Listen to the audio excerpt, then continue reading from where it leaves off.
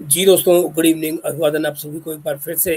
जैसा कि मैंने आपसे वादा किया था कि वो हमारे दोस्त चंदन जो आसाम से हैं, हम उन्होंने इस बीच में वीडियो भेज दिया था मुझे जब हम पिछला प्रोग्राम कर रहे थे, और इसे मुझे लगा कि जल्दी से ख़त्म करके पहले इसको लिया जाए। 1 घंटे का प्रोग्राम वो वैसे भी हो चुका था, लंबा हो जाता।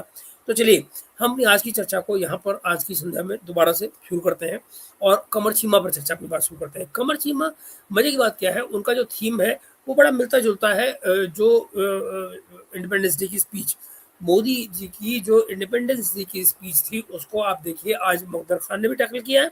उन्होंने भी अपने यहाँ पे बात की है और उसी बात को लेकर यहाँ पर अब कंवर चीमा हमारे साथ जुड़ रहे हैं और कंवर चीमा भी उसी बारे में बात कर रहे हैं, इंडिपेंडेंस डे के स्पीच के बारे में। दोनों का पर्सपेक्टिव निश्चित रूप से अलग-अलग होगा और ये इंटरेस्टिंग होगा कि इस स्पीच में क्या है, क्योंकि जैसे मैंने कहा कि ये अभी तब स्पीच आई है जब मैं आपसे बात कर रहा था पिछले प्रोग्राम में, तो मुझे मालूम नहीं कि इसमें क्या है। तो we are just going to watch it together basically for the first time.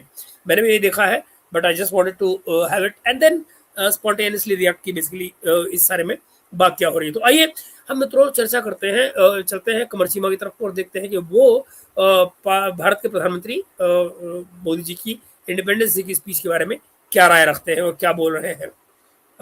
चलती देखते हैं। मैं उस स्पीच को कवर नहीं कर सका उस तरह जिस तरह मुझे करना चाहिए था। मैं ट्रैवल कर रहा था, आउट ऑफ कंट्री था, और मेरे लिए वो थोड़ा अंडरस्टैंड करना ज़रूरी था कि नरेंद्र मोदी किस डायरेक्शन में अपने मुल्क को लेके जाना चाहते हैं, या रिसेंटली जो प्रोटेस्ट हुए हैं उसके बाद नरेंद्र मोदी क्या स्टोरी बनाते हैं, क्योंकि 15 अगस्त की अच्छा एक बात बताओ, भारत में भारत का प्रधानमंत्री भारत को किस दिशा में लेकर जाना चाहता है, इसको लेकर भला पाकिस्तान के किसी एनालिस्ट को चिंता क्यों होनी चाहिए?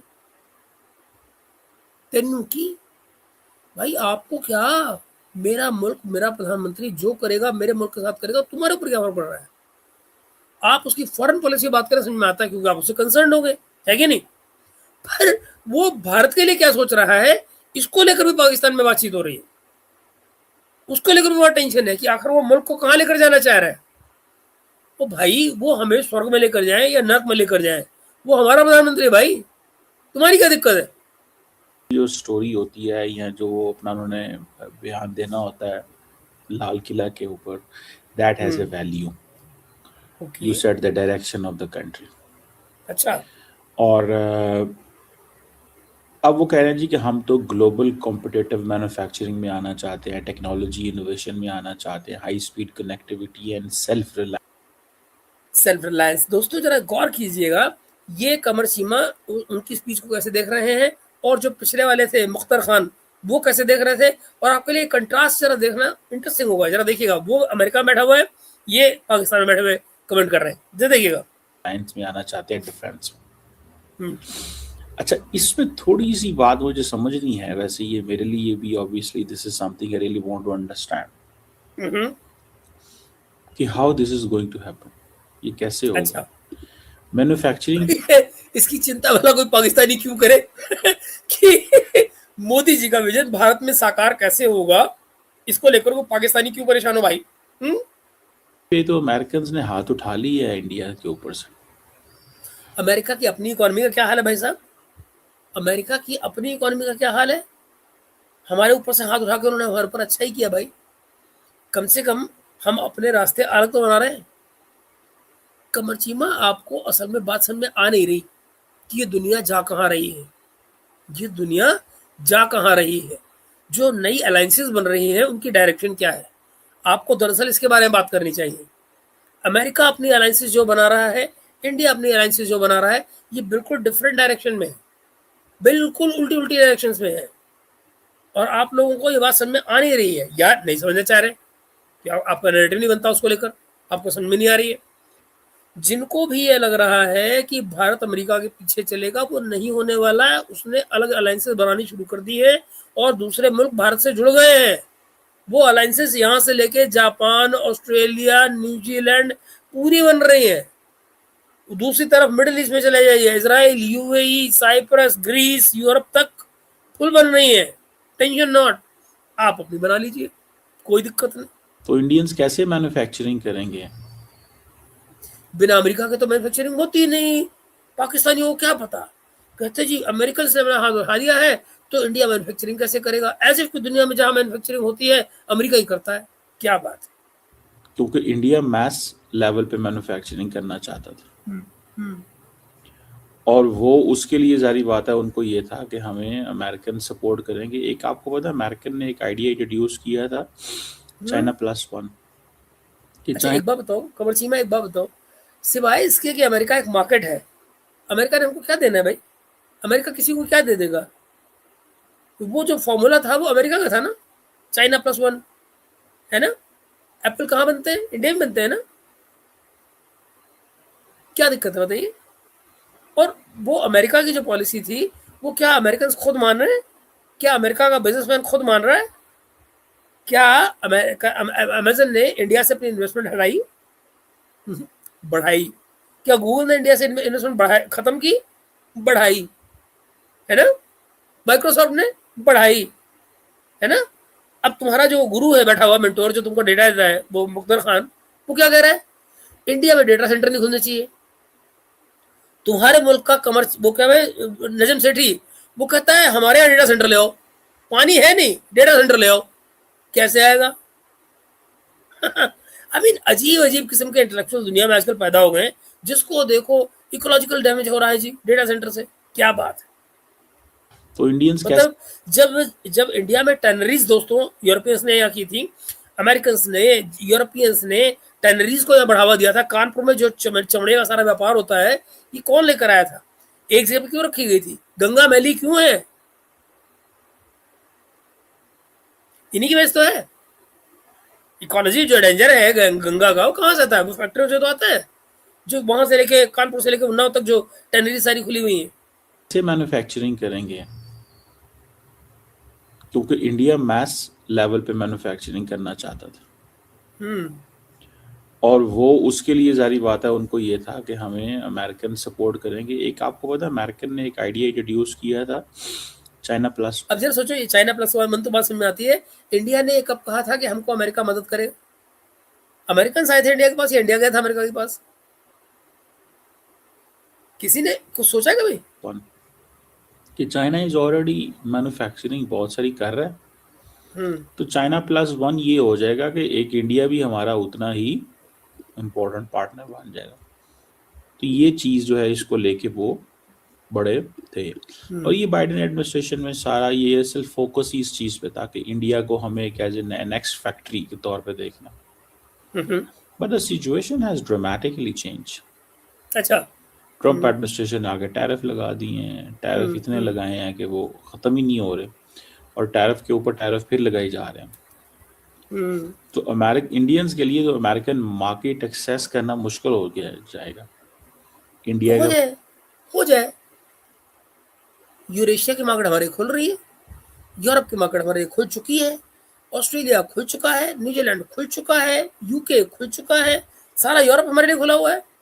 और तो और तुम्हारी बदनसीबी देखो कुमार सीमा, जो तुम्हारा अपना पार्टनर मुल्क है टर्की, हमारे से रिलेशन खराब है लेकिन हमारा माल वहां जाएगा। पूछो क्यों? ईयू। इमेजिन कीजिए, जो लोग हमको नहीं पसंद करते हैं उनके बाजार में भी हमारा माल मिल रहा होगा, और वो इसके बारे में कुछ नहीं कर सकते। समझ रहे हो ना? ये रहने दो, ये इंडिया की कहानी को तुम्हारे लिए समझना मुश्किल है, आप परेशान ना हो। इंडिया हैज ग्रोन, ये बात याद रखिए, हम अपनी नेबरहुड के बावजूद ग्रो कर रहे हैं। जो हमारी नेबरहुड है उसके बावजूद हम ग्रो कर रहे हैं। That is the beauty of it. We are not Europe. South Asia Europe नहीं है जहां कोई आपस में लड़ता नहीं है। हमारे यहाँ तो सब कुछ होता है, टेररिज्म भी होता है, अटैक भी होते हैं, प्रॉक्सी वॉर भी चलते हैं, उसके बावजूद we are growing the strongest in the world. That's what IMF and world bank से। बस इसके लिए क्या सोल्यूशन है? अब यानी कि इंडिया अगर मैन्युफैक्चर करके भी देना चाहता है, इंडिया अगर मैन्युफैक्चर करके भी देना चाहता है, तो इट्स वेरी डिफिकल्ट ना। अच्छा ब्रो, ट्रम्प इज अ गाय जो मतलब you can't make him understand. आप उसे कुछ भी अपनी मर्जी से नहीं वो बता सकते। हमको न बताना है न समझाना है, जिसके डैडी को, बाप को गर्ज होगी वो करेगा। कनाडा खोल चुका हमारे लिए, सारी दुनिया हमारे लिए खोली हुई भाई। There is not one country which is left. Even वो कंट्रीज जो तुम्हारे साथ सपोर्टली मौजूद है वो भी हमारे साथ मौजूद है। I am talking about Saudi Arabia and gulf countries, सब हमारे साथ है। हम काहे की टेंशन करेंगे भाई? अमेरिका है या नहीं है, अमेरिका जिसका खुदा होगा होगा, हमारा नहीं है। हम अपने खुदा खुद हैं। हम तो खोते हैं तो खुदा बनता है, जहां खोते हैं वो खुदा बनता है, बात खत्म। इससे ज्यादा कुछ है नहीं भैया। समझ रहे हैं? वो उसको ना ही किसी की परवाह है। और मोदी साहब ने ये जो सारी सिचुएशन पेश की है कि जी 50 इंडियन फर्म्स इन फॉर्च्यून 500 में जाएंगी, ठीक है जी। एक तरफ हमने वो उन्होंने कहा जी कि हम एआई स्किल्स ट्रेनिंग देंगे, फ्री ऑनलाइन एग्जाम कोचिंग होगी, ये होगी वो होगी। ये ऑल स्टेट ऑपरेटर्स है। ये तो सारी बात है, स्टेट ये सारी चीजें कैसे कर सकती है? अच्छा, प्राइवेट सेक्टर को, इंडिया का प्राइवेट सेक्टर तगड़ा है, लेकिन वो प्राइवेट सेक्टर है जिसके ऊपर इंडिया की स्टेट का हाथ है। लेकिन फिर भी प्राइवेट सेक्टर तो है ही ना उनका। हमारे यहाँ ऐसा नहीं है। हमारे यहाँ ना तो हमने प्राइवेट सेक्टर को स्पेस दी है, पहली बात, ना हम प्राइवेट सेक्टर को सपोर्ट करते हैं उस तरह, और ना हम उसके ऊपर ट्रस्ट करते हैं, ना आगे आने देते हैं। अब ये जो मोदी जो है, जो उसने बातें की हैं वहाँ पे कि हम यंग लोगों को ये कर देंगे, इंडिया का गोल है डेवलप नेशन होना है 2047 तक, और जेन जी कहा जाता है कि कल की तकरीर, परसों की तकरीर में मोदी साहब ने 30 दफा टर्म जेन जी बोला।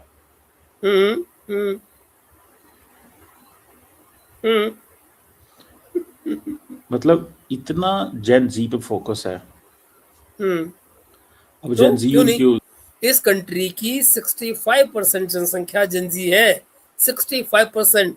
Why should the prime minister not focus on it? इस कंट्री का प्राइम मिनिस्टर अगर अपनी 65% पॉपुलेशन को फोकस नहीं करता है तो किस पे करेगा भाई? क्यों नहीं करेगा? वो दबा के ऊपर छाई हुई है, बिकॉज उनको पता है कि ये सारे जितने भी अंडर 30 हैं, उन्होंने प्रोटेस्ट किए, मिनिस्टर को फारिग करवा दिया, ये कर दिया, वो कर दिया। So that is what we have to see. तो ये जो स्मॉल, ये जो मैन्युफैक्चरिंग है इंडिया के अंदर, इसको इंडियंस कैसे देखते हैं? That's an interesting part two understand, बिल्कुल टू बी बिल्कुल ऑनेस्ट, बिल्कुल। कि क्या इंडिया वाकई मैन्युफैक्चर कर पाएगा? ये 1.5 पौने 2 घंटे, 1.25 घंटे की स्पीच की है मोदी साहब ने, ठीक है जी। और कॉस्ट है हम अच्छी देंगे, क्वालिटी देंगे, ये करेंगे, वो करेंगे, हम अपनी। एक तो ये चीज़ है। दूसरा उन्होंने कहा जी हम तो 6G पे जाएंगे। अच्छा, तो वैसे इंटरनेट की मैं बात करूं तो आप यूरोप में चले जाएं, मुझे तो कभी अच्छा इंटरनेट नहीं मिला यूरोप के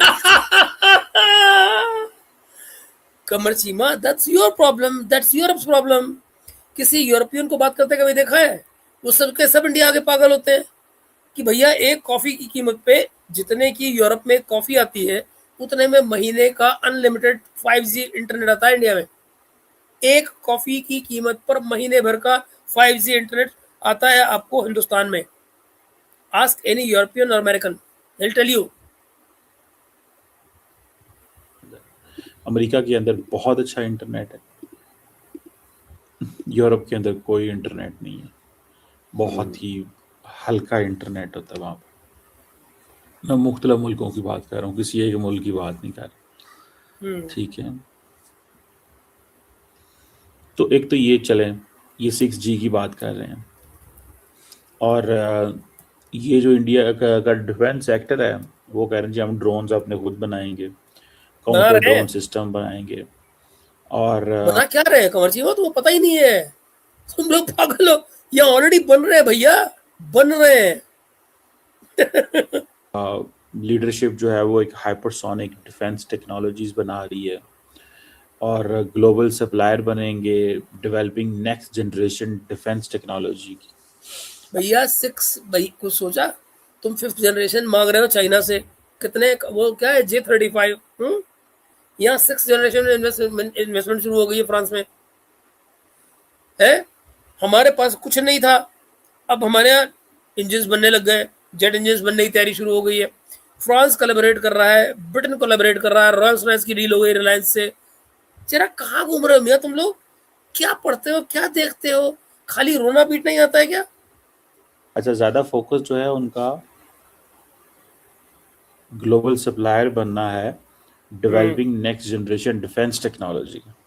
हम्म अब ये थोड़ा सा सवाल इम्पोर्टेंट है कि ये हम्म खुद क्यों नहीं हम्म। इतना वो करते, मतलब इनको भी तो चाहिए होती है, लेकिन असल में क्योंकि बिजनेसमैन है गुजरात के, तो वो पहले पहले सोचते हैं पैसा कहाँ से आना है। जैसे मैं अगले दिन सुन रहा था, उन्होंने किसी ने कहा, उन्होंने कहा जनाब कि जो हैं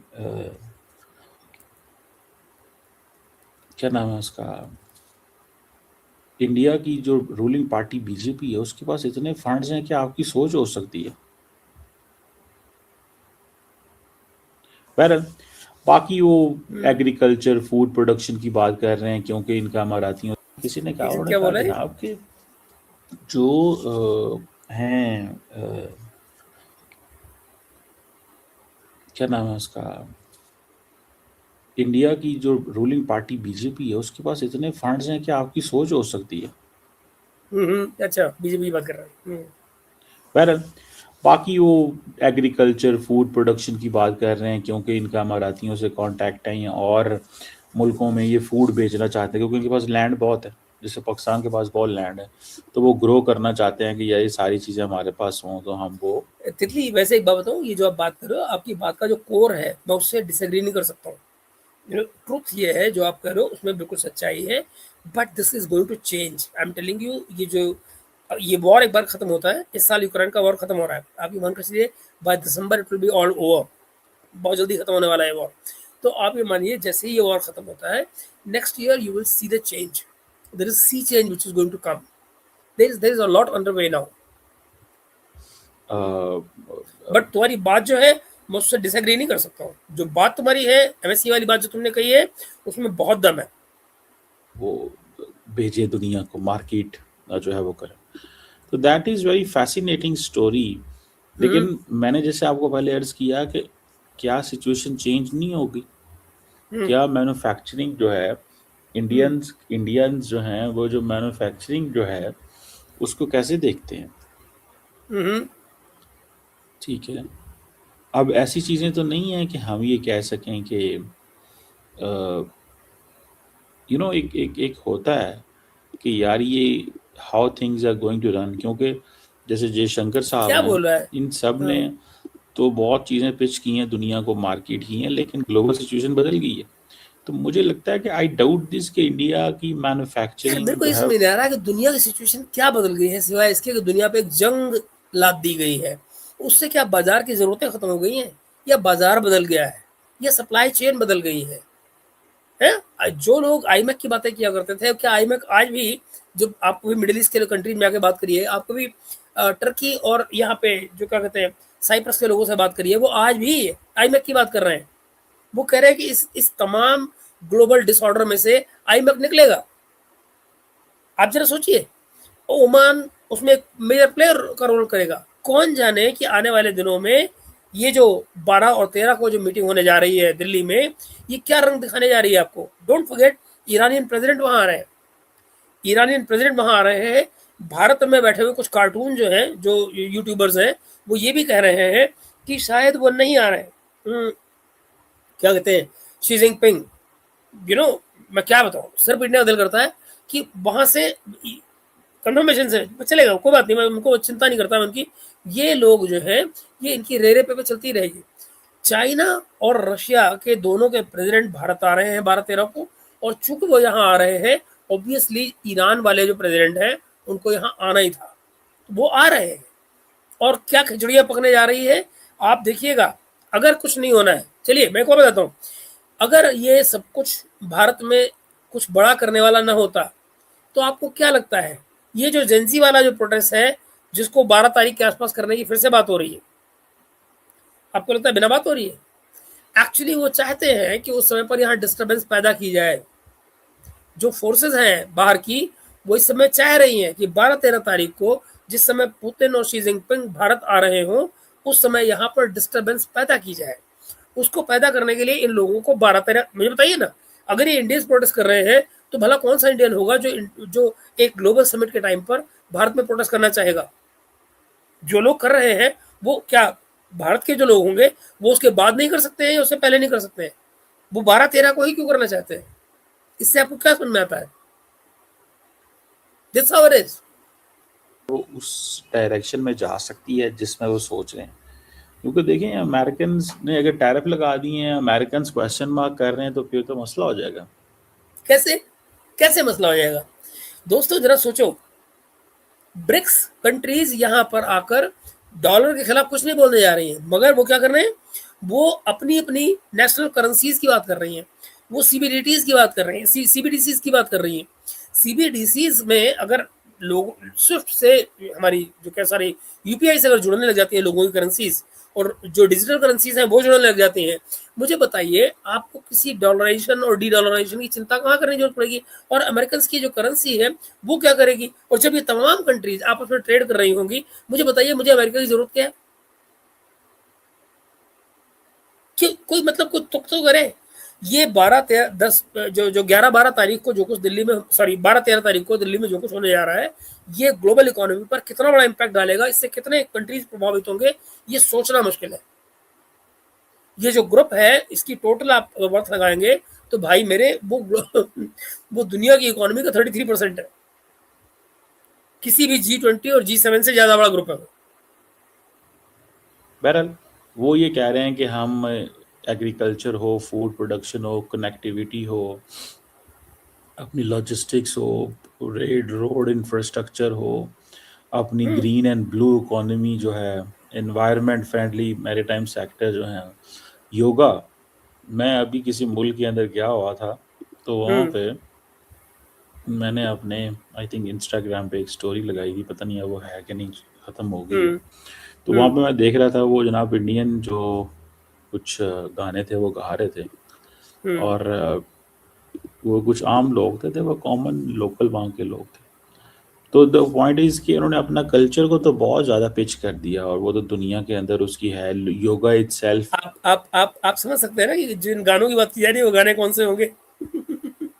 जो ये अपने मुंह से नहीं बोल सकते कि वो गाने क्या है, क्योंकि बात मजहब की आ जाएगी। जो है ना, अब वो योगा एक ऐसी चीज़ है कि इन्होंने इसके ऊपर कॉपीराइट ले लिया, ठीक है, जो कि which is a good soft power, एक अच्छी सॉफ्ट पावर है, ठीक है जी। और अब देखते हैं कि जो 50 इंडियन कंपनीज को वो फॉर्चून 500 में लेके आना चाहते हैं। जैसे मोदी की खूबी ये है कि वो ना लोगों को आगे का सोचता रहता है, वो आगे देखो, वो आगे देखो, 2 साल बाद, 6 महीने बाद, 1 महीने बाद, 2 साल बाद, 5 साल बाद, 10 साल बाद, ताकि लोग इसी चीज में लगे रहें कि हम तरक्की कर रहे हैं या हमारी प्लानिंग चल रही है। ऑन दी कंट्री, वैसे मैं अगर पाकिस्तानी लीडरशिप को देखूं तो दे मिस दिस। वो कोई ऐसा टारगेट नहीं बताते, वो कोई ऐसी चीज नहीं बताते ग्रोथ की, डेवलपमेंट की, किसी सेक्टर की, ठीक है जी।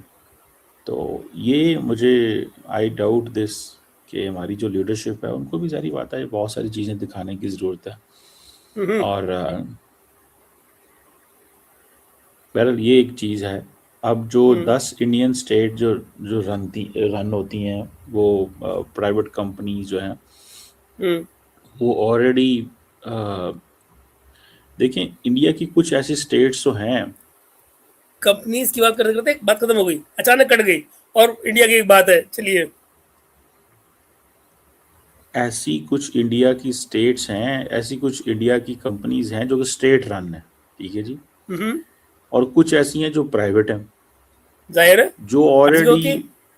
इन चीज़ों का हिसाब प्राइवेट भी हैं। मिसाल के तौर पे रिलायंस देख लें, लाइफ इंश्योरेंस है, इंडियन ऑयल है, टाटा मोटर्स है, ये ऑलरेडी ये इनके बड़े नाम हैं।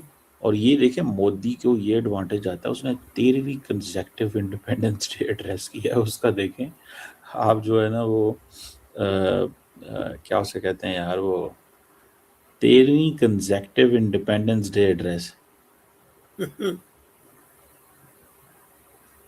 अभी 15वीं 14वीं मंदिर में मतलब करनी ये है। किसी दुनिया का कोई लीडर नहीं कर सका ये, लेकिन he did it.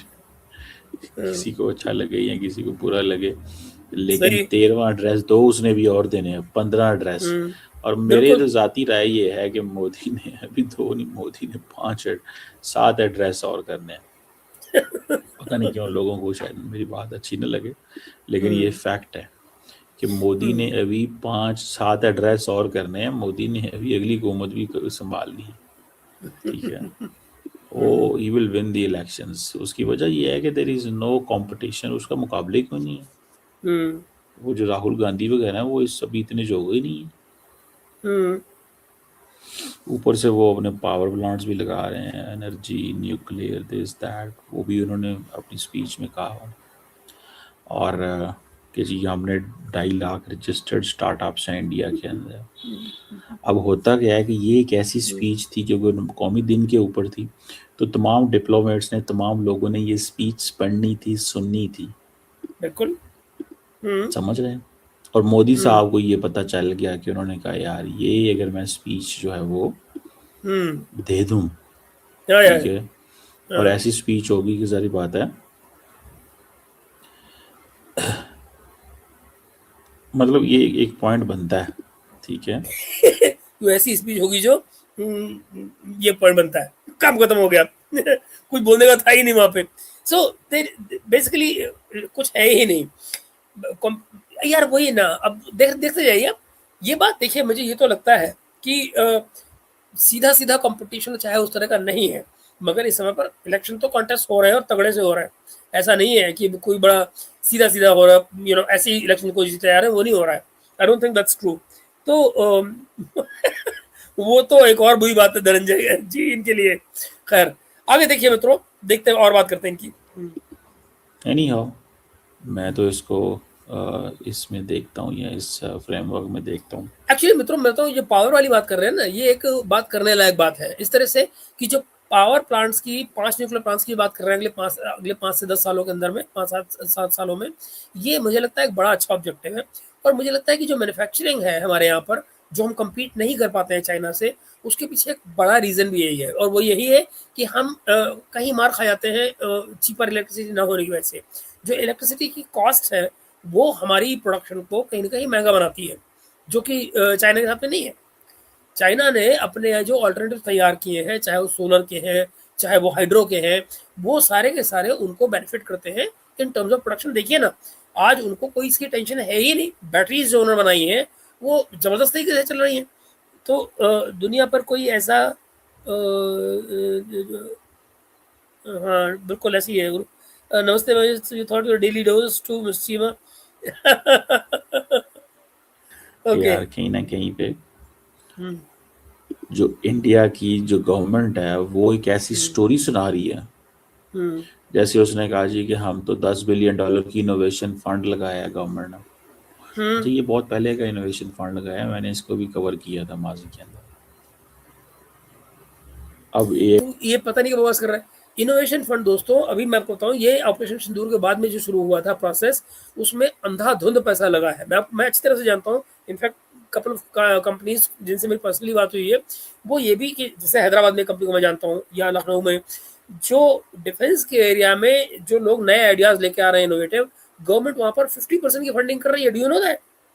Up to 50% उनको उसको फंड कर रही है डायरेक्टली उन प्राइवेट कंपनियों के पास में। हमारी इंडिया जो आर्मी है, नेवी है, एयरफोर्स है, वो डायरेक्टली वहाँ बात कर रहे हैं जाके, डायरेक्टली उनके फैसिलिटीज को देख रहे हैं और अपनी जरूरत की चीज़ों को वहाँ प्रोड्यूस करवाने की बात कर रहे हैं। So this is how it is happening. तो ये जो कहना कि वो पैसे जो पहले के हैं, ये बकवास है। मैंने बात की, ये अभी सिंदूर के बाद में गवर्नमेंट ने इसको डिसाइड किया है कि हमको प्राइवेट सेक्टर को लेके आना डिफेंस में। और इस समय ड्रोन में देखिए ना क्या कमाल हुआ है। इन दिनों में ड्रोन में क्या क्या कमाल हुआ है। जेट इंजन आपका जो है, जो उसका जेट प्रपल्शन जो है, हमारे यहाँ पे यूपी का कंपनी है जिसने जेट का इंजन बनाया है, जिससे ड्रोन बनाया नया अभी वहाँ पे लास्ट वीक। स्किल्स देंगे 10 मिलियन यंग लोगों को। अब यंग मिलियन लोग जो बच्चे हैं उनको ये पता चल गया यार वो देखो वो तो हमारे लिए इतना कर रहे हैं, देखो ना वज़ीर आज़म साहब हमारे लिए क्या कर रहे हैं।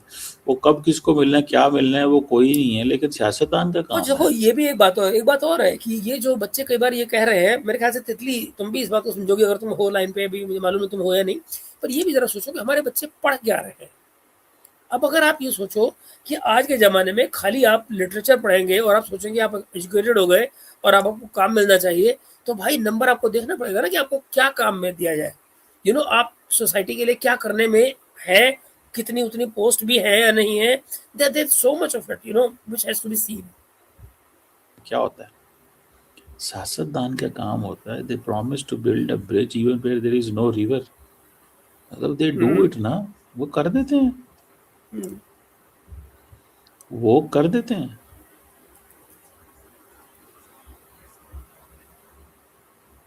बिल्कुल। अरे चीमा आगे बोल यार, क्या हुआ? एनी हो, वो जिसे कहते हैं ना, अब क्या होगा और किस तरह होगा वो तो बात की बात है। इसने 15 मिनट पूरे करने, बस 1 मिनट का बचा है। ये एक चीज़ जो है वो दैट इज हमारे सामने ज़रूर आती है, और इसको हम जो है वो समझना चाहते हैं और वो करना चाहते हैं। एक्चुअली क्रिटिकल तुम बात बड़ी बढ़िया कर रहे हो। सच्चाई ये है कि अगर आप किसी स्किल में माहिर नहीं है तो आपको कोई जॉब कैसे दे। हर बात पे खाली यही कहना कि because I have done a graduation, अरे कोई दिक्कत नहीं है देवन भाई, कोई बात नहीं, चलता है। ये मुझे मालूम है कि वो हिंदी में टाइप करने में इस तरह की दिक्कत हो जाती है, दैट्स ओके। तो ये समझ रहे हैं आप? तो ये खाली डिग्री लेना जो है या आप लोगों को डिप्लोमा किया है, you have to have a skill for which you will be given some job. अब बीए करना इज नॉट अ जॉब, वहाँ पे आप कुछ नहीं कर पा रहे, फिर तो आप क्लर्क ही बन पाएंगे ना, और वरना भी अब लेके फोड़ा पिल लो, और क्या करोगे? मैं क्या बताऊं। बहरहाल मैं तो इस चीज़ को देखता हूँ और जो समझता हूँ वो ये है कि भाई हर कीमत के ऊपर, एट एवरी कॉस्ट, अरे वीडियो मोनेटाइज हो गया यार, छोड़, जो एजेंडा बोल लिया। लीडरशिप का होना चाहिए वो पाकिस्तान, वो अवाम होनी चाहिए।